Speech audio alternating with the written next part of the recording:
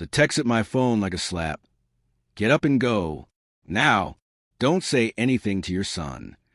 I read it twice while the laughter at the table slowed into a nervous hush in my head.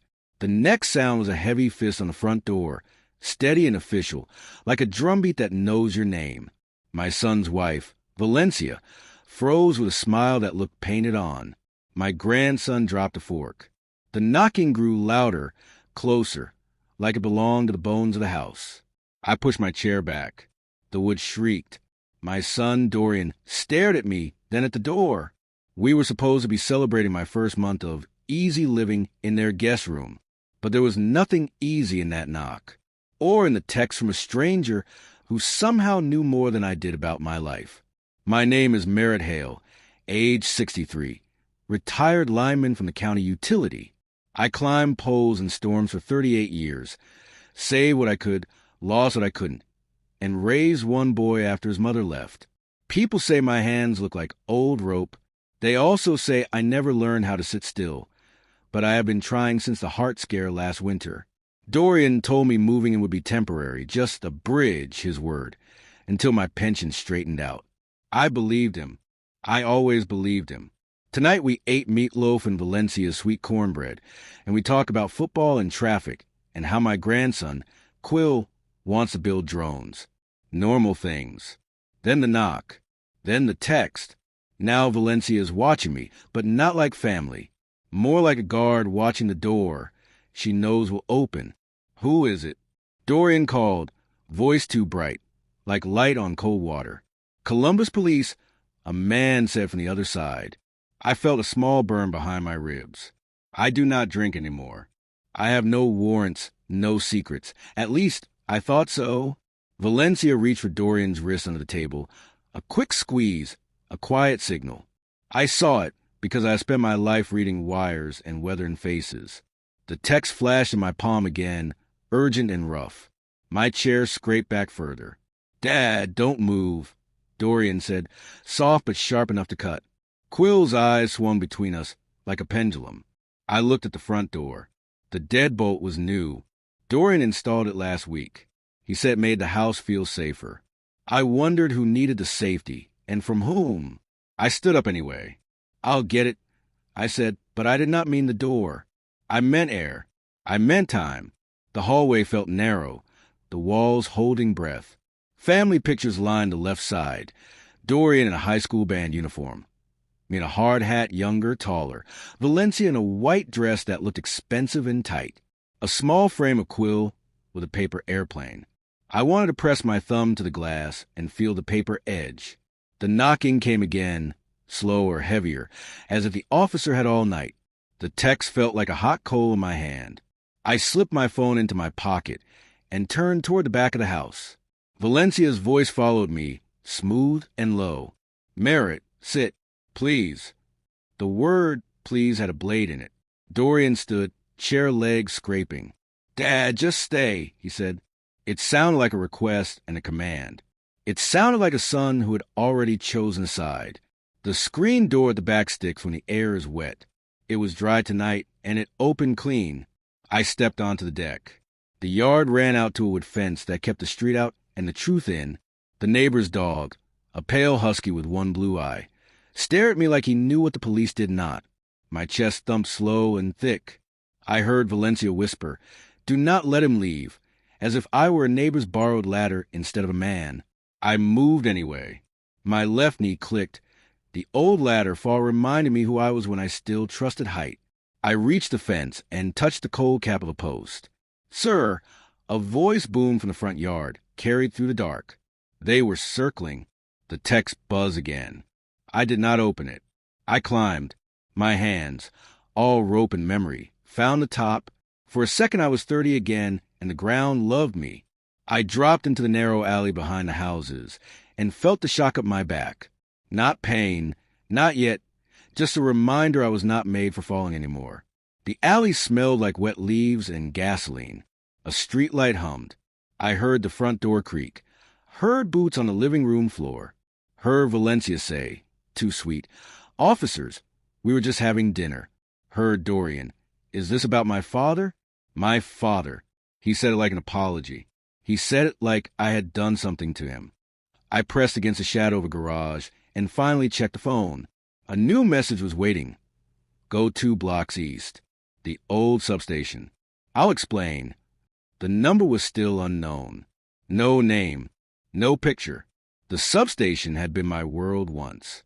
I knew the iron gates, the hum of transformers, the way the chain link sang in winter. Whoever texted me knew it, too. I started walking. Not fast, but the kind of walk that says you're late to news. The night wrapped around me like a coat that was not mine. I passed 3 yards with pumpkins on the steps and one with a cracked plastic tricycle tipped on its side, like a shipwreck. I thought of Quill and his drones and the way he chews his lip when he is solving a problem. I thought of Dorian's hand on Valencia's wrist, the signal I was never taught to read. I thought of the day I brought Dorian home from the hospital in a blanket with tiny bears, his body warm and fierce and new. I thought of his mother's note on the fridge 2 years later. I cannot. 2 words that built a house inside my chest and sealed the door. I walked faster. The world hummed in power lines above me, faithful and cruel at the same time. The old substation sat like a sleeping animal at the corner, a block of brick and chain link and memory. The city had shut it down 5 years ago and left it to weeds and graffiti. I pressed my fingers through the fence and felt the thin bite of metal. A figure stepped in the shadow near the gate, a thin man in a denim jacket, hair too long for his age. He lifted a hand, palm empty, piece. "Mr. Hale," he said, voice a rough whisper. "Merritt." He knew my name. He knew my name the way the knock knew my door. I stayed where I was. "Who are you?" I asked. "A friend," he said. The word bounced off the brick and came back smaller. "You told me to run." I said. "Yes," he answered, "because the police are not here for you. They are there for what your son put in your room." My mouth went dry. In my room there was a suitcase with 2 shirts, a shaving kit, a folded towel. There was also a cigar box where I kept old pictures and a medal the company gave me after the ice storm of '99. There was nothing else. There could not be. The man looked at my eyes the way medics look at pupils. "They are going to say they found pills and cash," he said. "They will say your name is on the bottle. They will have a receipt. It will look neat." His words were calm, like someone reading a map. "Why?" I asked. The man stepped closer, not close enough to touch, just close enough to share the same breath. "Because someone wants you gone," he said. "Out of the house, out of the family, out of the way." The power lines above us were quiet now, as if listening. I felt the empty yard where my chair should have been. "Who sent you?" I asked. He shook his head. "Not safe. Yet." He glanced past me, down the alley, as if expecting a tale. "You have 2 choices," he said, voice softer. "Go back and let them put their story on you, or keep walking and let me show you who nailed it together." I looked through the fence at the dead yard of my old life. Transformers that once sang were now dull and blind. I thought of Dorian's first bike ride, the way he fell and scraped his knee and refused to cry. I thought of the ring on Valencia's finger and how it had never looked like it fit. I thought of the pension letter that somehow kept getting delayed and the way Valencia had cheerfully offered to help with paperwork. The man's eyes did not move from my face. The night did not move either. It just held its breath, waiting for my answer. I heard sirens now, not near, but not far enough. The house would be a storm. Quill would be scared. Dorian would be angry. Valencia would be busy. The man in denim waited like a post driven into the ground, steady no matter what wind came. I was 63. I had climbed poles in hurricanes. I had stood on ice in boots that were too thin. I had been a father who made dinner and checked homework and clapped at school concerts when other fathers did not show. I did not run from weather, but I knew when to move to the lee side and think. I pulled my hand from the fence and felt the sting where the metal had bitten skin. It felt like a promise. I drew a breath that tasted like iron and old rain. "All right," I said.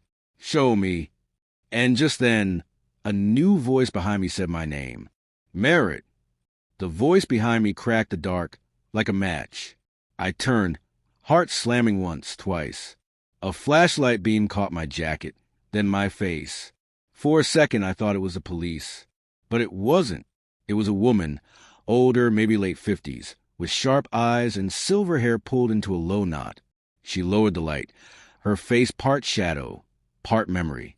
"Don't move," the man in denim said quickly, stepping slightly in front of me. The woman glared at him.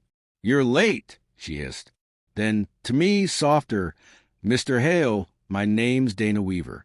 I worked with your wife before she left." I froze. That was a lifetime ago.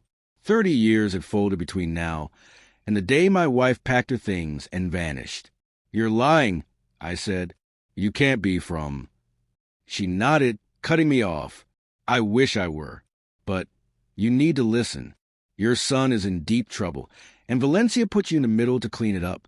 The man, whose name I still didn't know, shifted his weight, eyes darting toward the far end of the alley.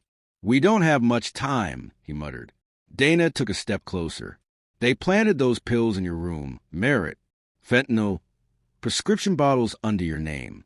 She forged the refill records, made it look like you were dealing. The cops got an anonymous tip. That tip came from her." My stomach dropped. "Valencia?" My voice cracked. "Why?" Dana's gaze softened. "Money," she said simply. "And fear. Your pension payout. $500,000, right?" "I know, because I helped file the claim years ago when your wife died. Valencia's been trying to get control of it ever since the company announced your back payments cleared."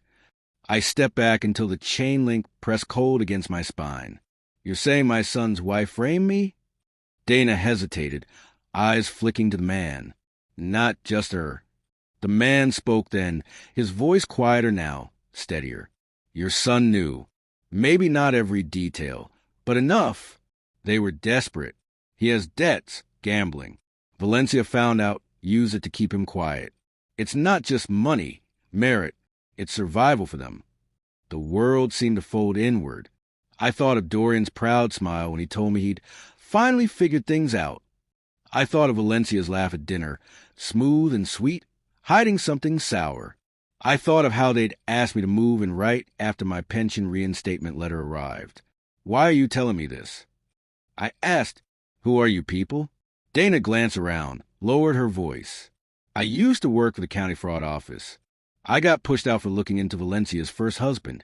Yes, she had one. He died in an accident. Insurance paid her out. Then she met Dorian 2 months later. This isn't her first scam." The man nodded. "I'm her stepson. From that marriage." The night went still. I stared at him. "You're her." He nodded once. "Name's Arlo. I found you because she's doing to you what she did to my father." A train moaned somewhere beyond the neighborhood, low and slow. My fingers trembled, gripping the fence. I felt like someone had replaced the air with stone. Dana reached into her jacket and pulled out a small envelope. Inside is a copy of a police report from 15 years ago. Her name then was Valencia Brooks. She changed it when she married your son. I've kept tabs on her ever since. She knows I'm close. That's why I texted you first. I stared at the envelope. The flap was creased, the paper thin. My name was written on it. Neat block letters. I didn't take it yet. I couldn't. "If what you're saying is true," I said slowly, "then my own son helped her frame me. My boy."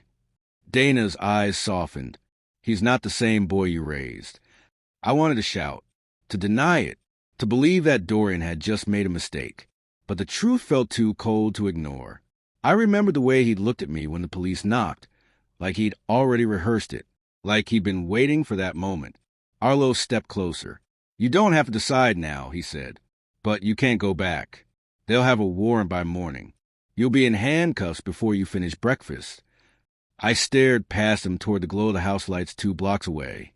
My home, or what used to be, was now crawled with officers, probably tearing through my drawers, pulling out the box of photos, the medals, the shirts I ironed myself. I wonder if Valencia was crying right now, pretending to be the heartbroken daughter-in-law. I wondered if Dorian would even flinch when they said my name. Dana's voice broke through. "I can help you clear your name, but you'll have to trust me." That means no contact with your son. No calls, no texts. They'll trace everything. Arlo added, "There's an old service shack up in the woods behind the substation. No one goes there. You can stay hidden until we move." I shook my head. "I'm not hiding." Dana gave a sad smile. "Then you'll go to jail." The words hung in the air, simple and final. I thought of Quill, my grandson, my little light, and how he'd look at me if he saw me on the evening news. Grandpa arrested for drugs. The kind of headline that kills what's left of the family name. The night wind carried sirens again, closer now. Red flashes cut across the far street, painting the trees in brief bursts of danger. "Come with us," Arlo said. "If you walk away now, there's still a way to make them tell the truth." I closed my eyes. I saw Dorian at 10 years old, asleep on my lap in a hospital waiting room. I saw Valencia at the wedding, her lipstick too red, her hand gripping mine as she said, "You raised a good man, Mr. Hale." I opened my eyes. The red flashes turned the chain link into fire. "All right," I whispered. "Show me where to go." Arlo nodded and turned down the alley. Dana followed, flashlight low to the ground. I hesitated once, looked back toward the house I had built for a boy who would someday tear it down.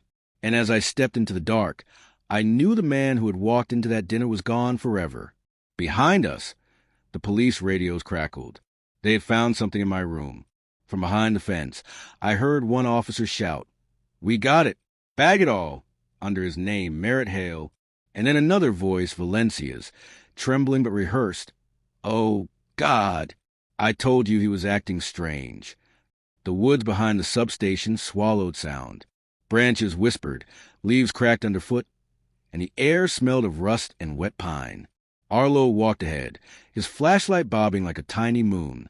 Dana followed beside me, quiet but purposeful, as if she'd walked this path 100 times. I could still hear faint sirens somewhere behind us. My house, my son's house now, was probably lit up like a crime scene. I tried to steady my breathing, but my chest felt tight, the kind of pressure that comes before a storm. Every few steps I looked back, expecting to see red and blue lights chasing through the trees. None came, just the dark and the steady crunch of our shoes. After what felt like half an hour, the path opened into a small clearing. At the edge stood a weather-beaten wooden shack, half collapsed on one side, its roof patched with tin. A "no trespassing" sign leaned against the door, long faded. Arlo pushed it open. "Home sweet home," he muttered. Inside was dust, a single cot, a metal table, and a lantern that barely flickered. Dana moved quickly, closing the door and checking the window. "We'll stay here until dawn," she said. "Then I'll make a call to someone who still owes me a favor." I sank onto the cot, my knees aching. The whole place smelled like rain-soaked wood and memory. Arlo handed me a bottle of water. "You holding up, old man?" he asked, his tone not unkind. I nodded, though the word "old" stung more than it should. "Tell me something," I said. "Why help me? You could have stayed out of this." He leaned against the wall, arms folded. "Because she ruined my father. He was a good man, quiet, steady, too trusting. Valencia convinced him to refinance the house for some investment. When he found out it was a lie, he tried to back out. 2 weeks later, he fell off a ladder. At least, that's what she told the cops." Dana looked up from the table. "No witnesses, no autopsy. She made sure of that." Arlo's jaw clenched. "She walked away with $200,000 in insurance money and moved states. When I saw her face in your son's wedding announcement online, I nearly broke my screen." I rubbed my hands together, feeling the dirt in my palms. "You think she plans to kill me too?" Dana didn't answer right away. "No," she said finally. "She doesn't need to. Once you're in custody, once the charges stick, she gets power of attorney over your finances. She'll move the pension, sell your assets, and disappear before the ink dries." My stomach turned. "And my son," Dana's eyes dropped. "He's already signed part of the paperwork. He thinks it's for medical authority in case you get sick again. She's been guiding his hand the whole time." I stared at the lantern light trembling across the wall. It reminded me of power lines swaying in wind. You fix one break, another sparks down the line. I'd spent decades climbing poles to keep the lights on for strangers, yet my own home had gone dark. I raised that boy, I said softly. I did double shifts to pay for his college. He wanted to quit once, but I wouldn't let him. I told him he was meant for more than what I had. And now my voice cracked. Now he's signing me away. Dana rested a hand on my shoulder. You can still stop it, but we'll need proof. Proof, documents, messages, recordings, anything that ties her to setup. If we can get into that house before she wipes it clean, we can expose everything. But you have to go back. Arlo shook his head. That's suicide. They'll be watching the place all night. I looked up at him. What if I told you I know a way and that even my son doesn't? Dana raised an eyebrow. You mean? There's an old crawl space under the deck, I said. I built it myself. No one's used it since before Dorian married her. It leads right under the den. If I can get in, maybe I can pull the files from Valencia's laptop. She keeps it in the drawer beside the couch. Dana looked uncertain, but Arlo's eyes lit with a grim spark. You think you can crawl under there at your age? I managed a tired smile. I climbed 40-foot poles in blizzards, sun. I can handle a few feet of dirt. The wind rattled the tin roof, a hollow echo that sounded almost like laughter. I wasn't sure if it was mine or Fate's. Dana spread a map on the table, a faded survey of the neighborhood. We'll go at dawn, she said. I'll pull the police scanner feed and make sure they're cleared out. Arlo, you keep lookout. Merritt, get some rest. Rest. The word sounded foreign. I lay back on the cot, staring at the wooden ceiling.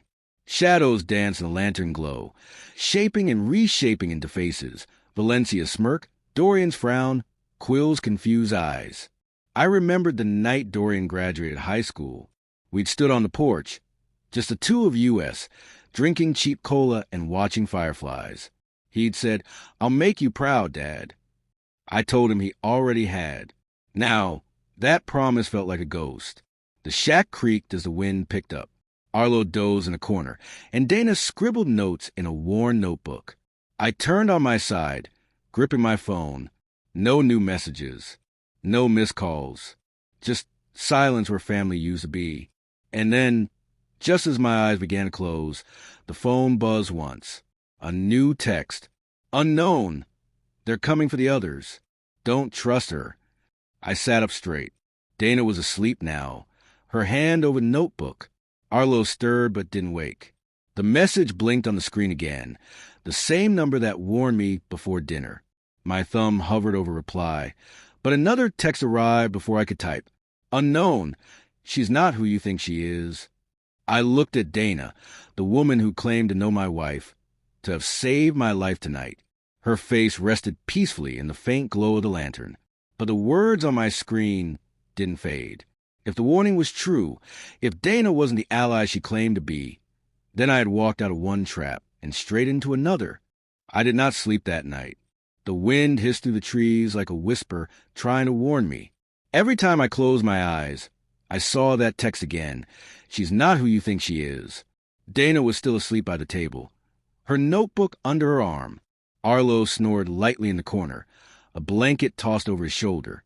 I sat up on the cot, my phone glowing in my palm like a secret that burned. I read the message 10 times, searching for a clue, a tone, anything. Who was sending these? Whoever was had known about the police, had known exactly when to warn me. But now, they were warning me about her, about the woman who had just risked her life to get me out. The phone buzzed again. Unknown. Check her bag. Right pocket. Don't wake her. My pulse thudded in my ears. I looked over at Dana's coat, hanging on the nail by the door. The shack was quiet, except for Arlo's breathing and the tapping of a loose shutter. Slowly, I stood and crossed the floor. The boards creaked under my boots, but neither of them stirred. The coat was heavy, smelling faintly of gasoline and rain. I slid my hand into the pocket. Papers, receipts, a keychain. Then my fingers touched something small and hard, metallic. I pulled it out. A phone. Not hers. Not the one I had seen earlier. This one was a burner, black, cheap, and still warm from use. The screen lit up when I pressed the side button. The wallpaper froze my blood. It was a photo of me sitting at the dinner table that night. The same moment before the police came. The same shirt. The same tablecloth. Taken from outside the house. Through the window. I dropped the phone. It hit the floor with a dull thud. Dana stirred slightly but didn't wake. I picked the phone back up and swiped. Message threads open. Names I didn't know, except one that made my chest lock up. V. Brooks. Valencia's old name. The most recent message read, "He bought it. Moving him now. Pension should clear in 2 days." I could not breathe. My hands shook as I scrolled up. More messages. Weeks worth. All between Dana and Valencia. "He trusts you. Keep him calm. Use Arlo if needed. He still hates me enough to make it look real. Police will find what I planted. That'll push him to run. When he's gone, I'll make Dorian sign the rest." It hit me like a punch. The air in the shack turned thick, hot, like someone had shut off the oxygen. My head spun. Dana's voice broke through the silence, soft, groggy. "Couldn't sleep?" I slipped the burner phone into my pocket before she opened her eyes. "No," I said, forcing calm. "Too much noise." She sat up, rubbing her temples. "We'll move at sunrise. You'll get your proof, merit. Then we'll burn that witch to the ground." Her smile looked the same as before, sharp, tired, human, but now it felt like a mask. I turned away before she could see the tremor in my hands. Outside, dawn was just starting to bleed through the trees. The world looked washed out and cold, like a photograph left in the rain. Arlo was still asleep. I could have woken him. I should have. But the texts were clear. He might be in on it too. I stepped outside, letting the cold hit my face, grounding me. Somewhere beyond the woods, I heard traffic, normal life, continuing without me. I thought of my wife, Eleanor. She had been quiet, gentle, a woman who hated lies. When she left, she didn't take money or anger. She took silence. Maybe she'd seen something in me that would end like this. Too trusting, too loyal, too blind. I pulled the burner phone out again and scrolled further. One message from a new number caught my eye. Different from Valencia's or Dana's. "You're in danger. Don't trust a woman. Go to the substation office. Look under the 3rd floorboard." No name. Same number as before. The one that had saved me at dinner. I looked back at the shack. Through the cracks in the wood, I saw Dana stretch, then stand, her silhouette framed by the dim light. She moved to her bag, probably checking the phone I'd already taken. I slipped into the trees. The ground was slick, branches snapping underfoot, the air cold enough to sting my lungs. I followed the faint path back toward the substation's main building, the brick one where I'd met Arlo. It looked dead in the morning light. Graffiti faded to ghosts. The gate hung open, and the metal creaked in the wind. Inside it was quiet, except for pigeons cooing above. I found the floorboard easily. It was scuffed at the corner, where someone had pried it before. I knelt and pulled. Dust filled my nose. Beneath it lay a small envelope, old and stained. Inside were photographs. Dozens of them. All of Valencia. Some old, some new. Different states, different names. Always the same smile. But in the last few, she wasn't alone. Dana was beside her, laughing, drinking, arm in arm. The last photo was dated 6 months ago. My stomach turned. The air felt thick. I staggered to my feet. They were partners. Always had been. I heard a branch snap outside. Then another. Dana's voice carried through the doorway. "Calm. Cold. Merit," she called. "I told you to rest." I turned toward the door, my pulse hammering. She stood there, one hand in her coat pocket, the other holding that calm, professional smile. Arlo wasn't with her. "Where's Arlo?" I asked. She tilted her head. "Gone to get the car. We're leaving." "Leaving," I repeated. "Or running." Her smile didn't change. "You were always a clever man, Merritt. But sometimes clever men get in their own way."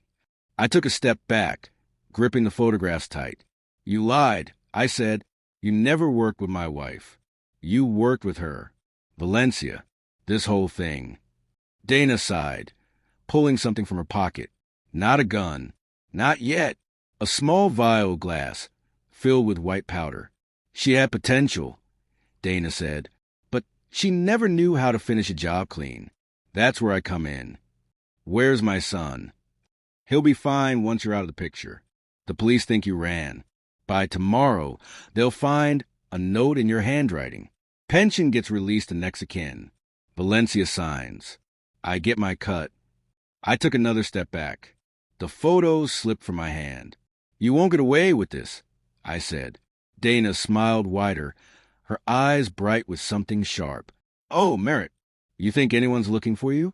To them, you're a fugitive, a washed-up old man with a drug problem. You're already gone.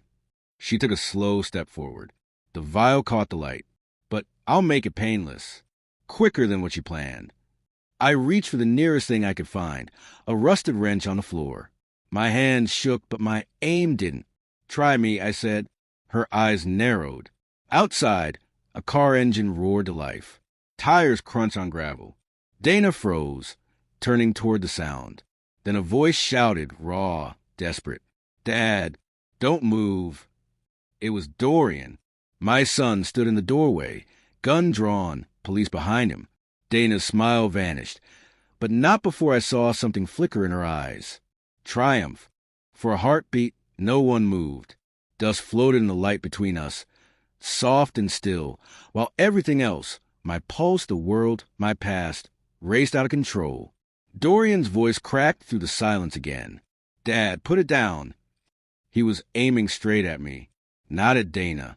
Not at the woman holding a vial of poison. At me. Dorian, I started, but he cut me off. Drop it. His hands trembled around the gun, but his eyes were stone. Behind him, 2 uniformed officers fanned out, their pistols drawn. Dana slowly raised her hands. Her voice turned low and shaking, like she had practiced it in a mirror. Officers, thank God you're here. He's dangerous. What? I said. She's lying. Dorian's face twisted. You ran, Dad. You left us. You made me look like a fool in front of them. His voice cracked on the last word. He looked tired, older somehow. The cops found your stash. The cash. The pills. Everything. I stared at him. My own son. My flesh and blood. You really believe that? He swallowed hard but didn't answer. Dana's tone was soft, muddily. Dorian, it's okay. He's confused. Let's get him help. The words hit me harder than the gun aimed at my chest. Help. That's what Valencia had said about the nursing home. Just a short stay until you're better. That word, help, was poison wrapped in sympathy. The officers stepped closer. Dana took a careful step back, like the victim she wanted them to see. Her hands were still raised, but her eyes flicked toward me, cold and calculating. Something inside me broke, not with rage, but with clarity. All those years of working through storms, keeping lights on for people who never knew my name. All those nights I'd sat by Dorian's bed after his mother left, whispering, I'll never walk away from you. I had spent a lifetime holding up other people's worlds. And this was my reward, a gun in my face and lies in my son's eyes. I let the wrench clatter to the ground. The echo rang like thunder in that dead building. Fine, I said quietly. You want me to surrender? I will, but you need to know something first. Dorian hesitated. Dad, she's not what you think, I said, pointing at Dana. She and Valencia are in this together. They framed me, and they'll use you next. Look in her bag. You'll find proof.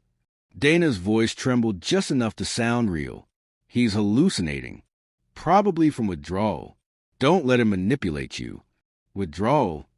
I spat. You planted those pills. Enough. Dorian barked. The officers moved in, but one of them hesitated when he saw the look in my eyes. Sir, let's just talk, he said softly. That was when I saw it. The burner phone, still half hidden in Dana's coat pocket. I had slipped it back earlier after finding the photos, so she wouldn't notice it was missing. If Dorian checked it, it was over for her. Dorian, I said quietly, check her pocket. He frowned. glancing at Dana. She smiled faintly, like a snake that knows the strike is coming but isn't afraid. Then she moved. Fast. The vial dropped. White powder burst in the air. The nearest officer coughed, stumbled back. Dana lunged toward the door. I grabbed her wrist, the old muscles in my arm screaming. She twisted, clawed, her face twisting from calm to vicious. "Let go," she hissed. Dorian shouted, "Dad!" The gun shook in his hand.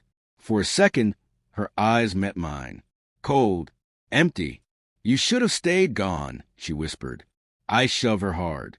She slammed against the table, the burner phone flying from her coat. It skidded across the floor, landing near Dorian's boots. He bent down automatically, picked it up. The screen lit, and the first thing he saw was his wife's name, V. Brooks. His expression shifted. Confusion first, then disbelief, then something else, fear. He scrolled. Read. His lips moved silently.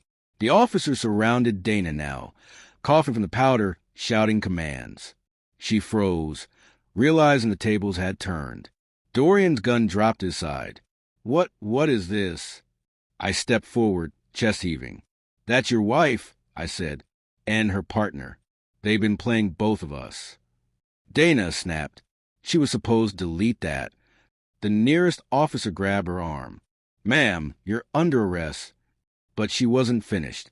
She reached for the vial shards on the floor, scooping up the powder. I lunged, but too late. She threw it right at me. The dust burned my throat. I stumbled, coughing hard, eyes watering. The room spun. Someone shouted. Dorian fired a warning shot. The sound was deafening in the small space. Dana tried to bolt for the door, but an officer tackled her to the ground. She hit the floor with a cry, still fighting, still furious. I staggered to a wall, gasping. Dorian was there in an instant, dropping beside me. "Dad, I'm sorry," he said, voice breaking. "God, I'm so sorry. I didn't know." I looked at him, eyes stinging. "You didn't want to know." He froze. I could see the truth hit him like a punch. For years, he ignored every small wrong, every strange story Valencia told, because it was easier to believe she loved him, just like it had been easier for me to believe he loved me. Outside, sirens wailed again, backup. The building filled with shouting and radio noise. Officers dragged Dana out, still spitting curses. Through it all, I felt the tremor in my hand start to fade. Dorian knelt beside me, shaking his head. What did she want from us? I looked at him, the boy I'd raised, the man I barely recognized. "Everything," I said, and almost got it. He helped me stand, his hand firm under my arm. And for the first time in years, I saw it. The fear in his eyes replaced by something else. Regret. We stepped outside as the sun finally broke through the clouds, lighting up the rusted fence, the old wires, the cracked concrete. The police loaded Dana into a cruiser, her face pale, her eyes burning holes through the glass. Dorian turned to me, voice small. "Dad, where's Valencia?" I stared toward the horizon. "I don't know," I said, "but she'll know by now this failed." Dorian swallowed, his throat tight. "She won't stop, will she?" "No," I said quietly. "Not until she loses everything." And as the police cars rolled away, I realized something cold and clear. This wasn't the end. It was the beginning of the hunt. Back at the station, as they processed Dana's arrest, one officer approached with a plastic bag. Inside was another phone, found in her car. On the screen was a single unsent message, drafted but never sent, addressed to V. Brooks. He's still alive. The day after Dana's arrest, the air felt too still, too ordinary. That was the part that unsettled me most. Evil, I'd learned, rarely came with lightning or thunder. It came quiet, like morning after storm. Dorian sat across from me in the small interview room at the precinct, his face pale, hands folded like a boy waiting for punishment. I had refused medical treatment until we talked. The powder had burned my throat raw, but my mind was clear. He couldn't meet my eyes. "They said Dana's talking," he muttered.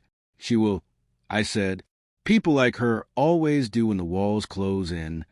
"They found the messages. The photos." The bank trail. It's all there. Good.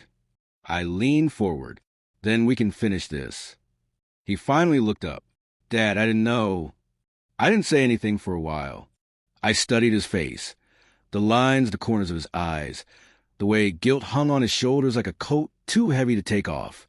He looked like the man I used to be, tired, hopeful, and blind to the damage love could do.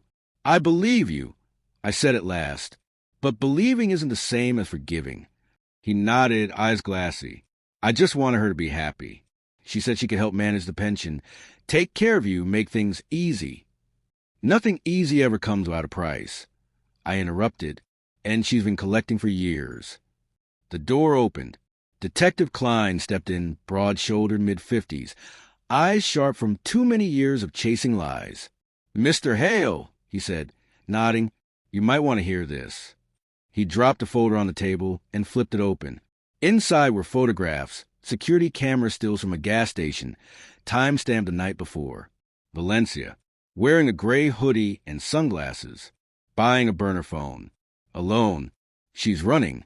Klein said, we traced her car east on Route 62. She ditched it near a rest stop outside Cincinnati. We think she's headed toward Indiana. My jaw clenched. You going after her? He nodded. State police are on it, but she's smart. We might not get her if she's using cash. She won't disappear, I said quietly. She needs to see the damage.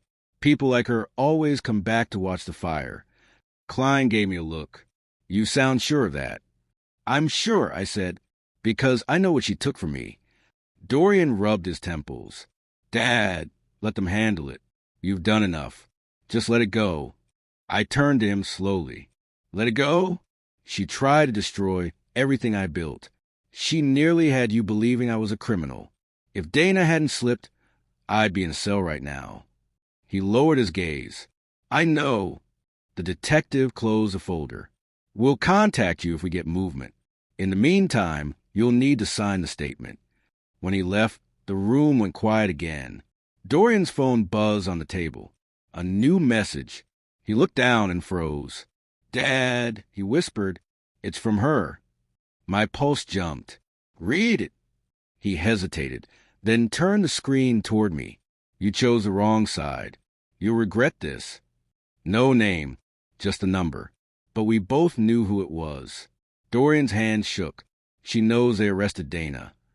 Of course she does, I said. That woman plans 5 moves ahead.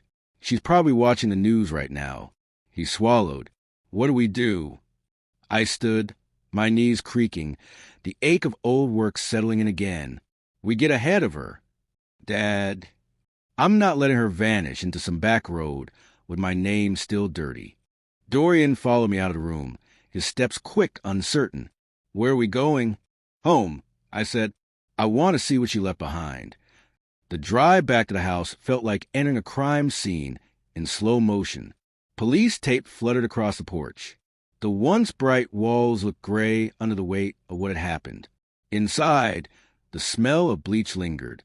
Boxes overturned, drawers pulled open, photos face down. Everything we'd built as a family looked gutted, hollow. Quill's drone parts lay scattered across the floor. His small voice echoed in my memory. Grandpa'd supposed to fly straight, but it keeps tilting. It was all tilting now. I walked through the living room, each step heavy with memory. My chair was gone. My suitcase emptied. The cigar box that had held my medal and old photos sat open on the counter. Empty, too. She took them. Dorian said quietly behind me. She took everything that proved who you are. I nodded, because she wanted control of the story. He frowned. What story? The one people tell after I'm gone. For a moment, neither of us spoke. Then he said, Dad, what if she comes back? I looked around the house, the air thick with the ghosts of laughter and lies. She will, I said, not for me, for him. Quill, I nodded. She'll need leverage. You're too strong to manipulate now, but she knows what strings to pull. Dorian paled. I sent him to his friend's place last night. He's safe. Good, I said. Keep it that way. That night, I couldn't sleep. The silence in that broken house was too loud. I sat in the den, the only room still whole, staring at the cold ashes in the fireplace. At midnight, my phone buzzed. A video message. Unknown number again. I opened it. The footage was shaky, filmed from inside a car. Headlights flashed on wet asphalt. The camera turned, and there she was, Valencia, smiling calm, lipstick too red for the dark. "Merritt," she said softly, her voice smooth as silk. "You were never supposed to make it this far." She leaned closer to the camera, her eyes gleaming. "You think you've won? Dana was just a distraction. There's more. You'll see soon enough." The video ended with a whisper. "Check your bank account." I did. My stomach turned. The pension was gone. Every cent. The transaction had gone through that morning, before her face ever appeared on that security footage. I stared at the screen, cold spreading through my chest. She hadn't just outsmarted me. She had planned this whole thing before the first text ever arrived. She was playing an endgame I hadn't even seen yet. And somewhere out there, she was still smiling. Minutes later, another message came through, a photo this time. Quill, my grandson, standing outside of school. The caption read, "You still have something I want." The photo of Quill burned into my mind like a brand. My grandson, 12 years old, backpack slung over one shoulder, hair falling into his eyes, standing outside the school gate, completely unaware of the danger creeping toward him. My blood turned to ice. "Dorian," I shouted, my voice echoing down the hall. He came running, half-dressed, phone still in his hand. One look at my face and he froze. "What happened?" I turned the screen toward him. His knees seemed to buckle. "Oh, God," he whispered. "Is that from her?" "Yes," I said. "She's watching him." He gripped the back of a chair. "The police said she was out of state. She's smarter than they think." I cut in. That video she sent could have been recorded days ago. She's closer than we realize. He swore under his breath, pacing. "I told Quill to stay at Mason's house tonight. Maybe she found out." "Maybe," I said. "Or maybe she's just reminding us she can still reach us whenever she wants." I took a deep breath, trying to steady my shaking hands. "We need to move him. Now. Somewhere she can't find him. I'll call the police." "No," I said sharply. "If she's watching the house, if she's tapped anything, she'll know the second we do. We can't play this by the book anymore." Dorian hesitated, then nodded. "So what's the plan?" I looked around the room. Every memory, every photograph, felt poisoned. "We use what she doesn't know," I said. "Me." An hour later, we were on the road. Dorian drove, knuckles white on the steering wheel. I sat beside him, phone off, eyes on the dark stretch of highway ahead. We didn't speak for miles. The silence was thick, the kind that fills a car when both men are holding guilt they can't say out loud. Finally, Dorian spoke. "I don't understand. She has the money. Why not just disappear?" "She doesn't want the money," I said quietly. "She wants to win. She wants to see us destroyed. People like her don't stop when they get what they want. They stop when there's nothing left to break." He gritted his teeth. "Then we end it." The car's headlights swept across an old sign, Raven Hollow 3 miles. It was a small town I used to work near, rural, quiet, off the grid. "There's an old maintenance cabin near the river," I said. "I used it during the winter storm back in '99. Nobody goes there anymore. We'll take Quill there. Lay low until she slips up." Dorian nodded, silent, the weight of everything pressing on both of us. When we reached Mason's house, the porch light was still on. Quill answered the door before we knocked.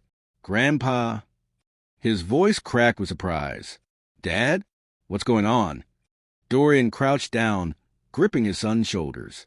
"We're taking a trip, Bud, just for a few days. Somewhere safe." Quill looked from him to me, sensing the tension.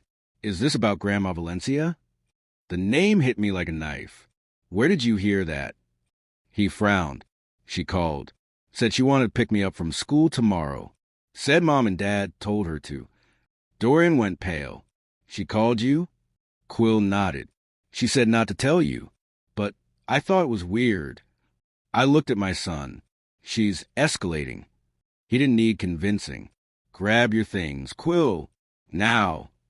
Within minutes, we were back in the car, the boy bundled up in the back seat with his backpack clutched tight. The road out of town was narrow and black, lined with trees that swallowed the headlights. As we turned onto the old county road toward Raven Hollow, I checked the rear-view mirror out of habit. That was when I saw it. 2 faint headlights far behind us. Too steady. Too close.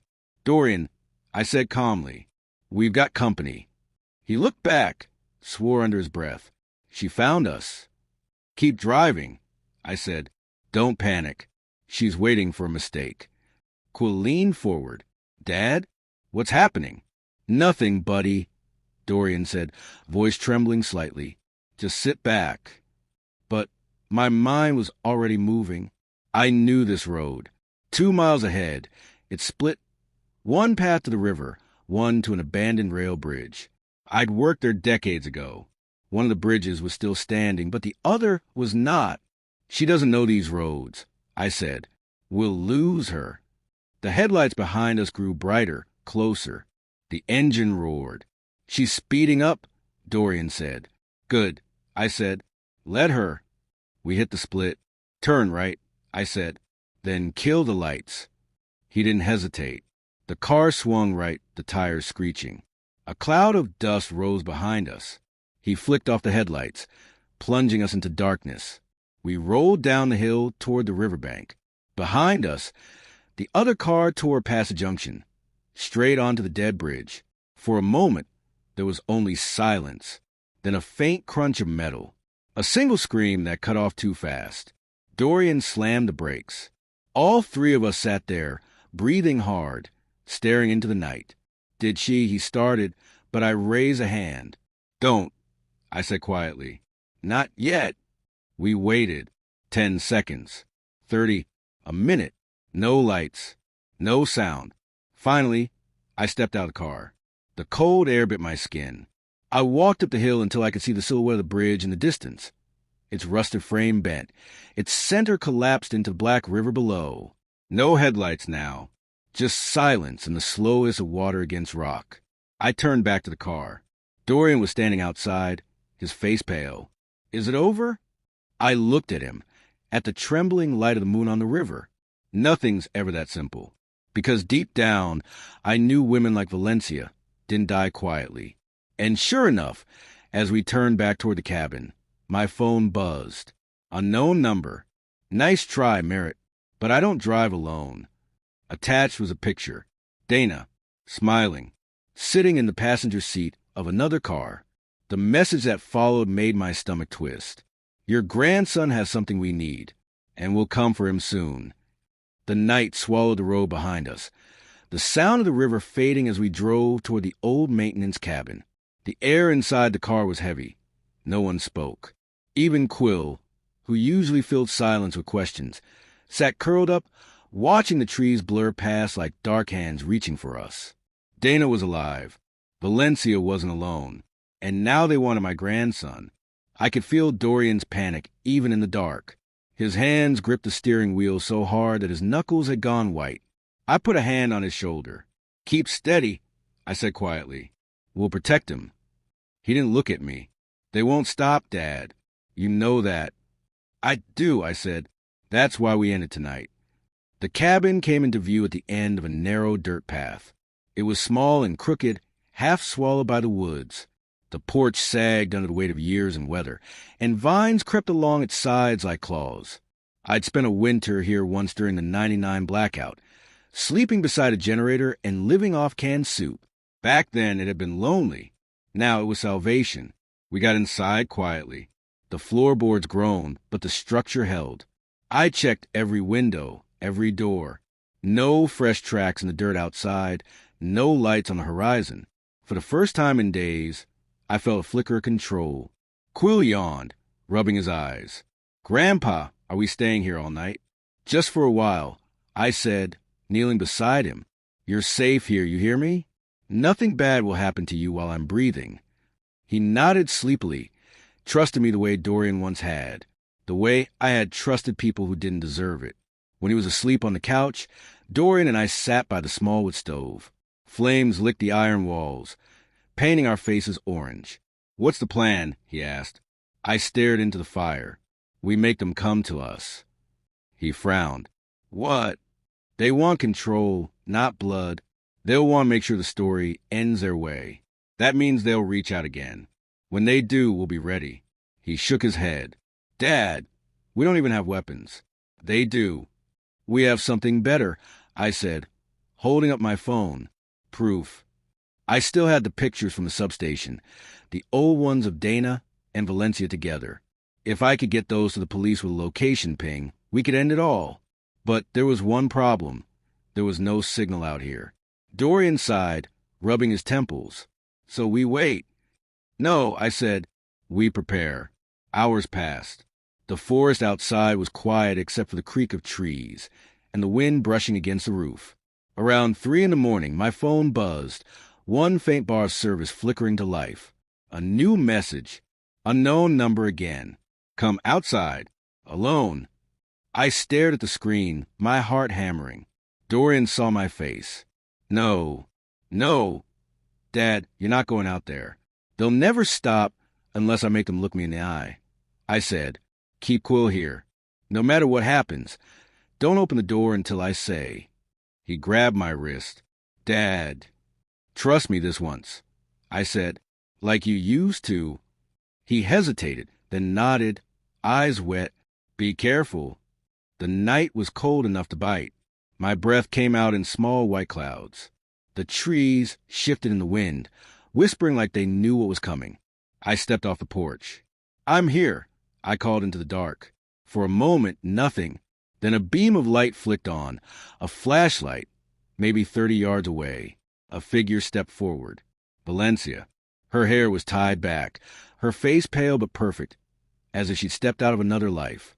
The beam caught the edge of her smile. "Hello, Merritt," she said, voice soft and calm. "You've caused quite a mess." Behind her, another figure appeared. Dana, limping slightly but alive. Her face was bruised, one eye swollen. I forced myself to stay still. "You faked your deaths." Valencia's smile widened. "Faked? No, we simply survived your poor aim." Dana said nothing. Her eyes darted toward me, nervous, like she wanted to speak but couldn't. Valencia took another step forward. "You have something of mine, Merritt. That phone, those pictures." "Maybe I do," I said. "Maybe I already sent them to the police." Her smile faded for the first time. "You didn't. No signal out here. That's why you chose this place, isn't it? You're clever, but not clever enough." I held her gaze. "Then what now? You kill me? In front of your stepson and my grandson?" She tilted her head, the faintest trace of pity in her expression. "I don't want to kill you. I just want my life back. The money, the peace, the story that ends with you quietly gone." I took a slow step closer. "You could have had everything, Valencia. A home, a family. Why wasn't that enough?" Her face hardened. "Because people like you never let go. You build your little walls of decency and call them homes. But underneath it, you're all the same, needy, desperate, weak. I just learned to use that." I almost laughed. "You think that's strength? Using people who love you?" She sneered. "Love is leverage, Merritt. Always has been." Something shifted behind her. Dana's posture, her eyes flicking toward the trees. Then she whispered, "Valencia." But it was too late. Red and blue lights burst through the trees. Sirens tore through the silence. Valencia spun around, eyes wide. Dorian stepped out of the woods with 2 officers behind him, gun drawn. "It's over," he said. "Drop it." Valencia's mask cracked then, just for a heartbeat. Pure rage flashed across her face. "You called them," she hissed. I raised my phone. "You said there's no signal out here. You were right, until you walked close enough for mine to connect to yours." Her eyes widened as she realized the trap, the one she'd walked into with her own arrogance. The officers closed in. Dana dropped to her knees, hands raised. "I did want this," she stammered. "She made me—" Valencia screamed. "Liar!"